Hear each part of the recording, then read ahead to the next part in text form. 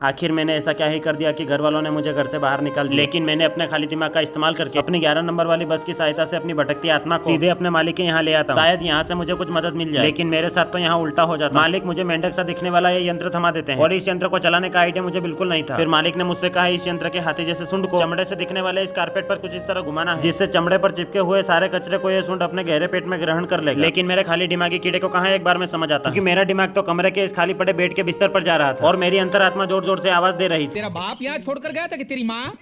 लेकिन मैंने अपनी आलस अंतरात्मा को साइड में करते हुए अपने खाली दिमाग में सो रहे आलसी कीड़े को जगाया। फिर मुझे एक के बाद एक कमरे मिलते गए। फिर मैं भी पूरी निष्ठा भाव से इन कमरों के नीचे लगे चमड़े को चमका देता हूँ और इतना करते करते मेरी मेहनत का पसीना मेरे सिर से टपकने लगा और इस पसीने के पानी से मैं समझ गया कि पूरा काम ईमानदारी से हुआ। लेकिन असली दुख तो मुझे तब हुआ जब मालिक ने टिप के रूप में मुझे 70 रुपए दिए। कोई बात नहीं, जो मिला उसी में खुश। फिर मैंने उसी पैसे से बाबू के लिए पोहे ले ली। लेकिन असली मुसीबत तब सामने आई जब मालिक ने कहा तो अपने से घर निकल जाना। ये भगवान क्या जुल्म है। फिर मैंने यहाँ बैठे बैठे पूरे 2 घंटे निकाल दिए, लेकिन जिसने मुझे घर से निकाला उसके लिए तो मैंने कुछ लिया नहीं। फिर उसके लिए भी कचौरी ले लेता हूँ। अब घर में रहना है तो उसे कचौरी खिला के मनाना पड़ेगा। तभी मेरा छपरी दोस्त मुझे घर छोड़ने आ जाता है। अब मैं जैसे ही घर आता हूँ ये दोनों आपत खाने के लिए ऐसे टूट पड़ते हैं जैसे जन्म जन्मांतर के भूखे। मुझको ना सही इन पोहे कचौरी को तो बख्श दो। और पता नहीं आज मुझे अमीरों वाली फीलिंग क्यों आ रही है। शायद इन गरीबों का पेट जो भरवा दिया। तब तक आप लोग सब्सक्राइब करके आपका हाथ साफ कर। मिलते हैं नेक्स्ट व्लॉग में। राधे राधे।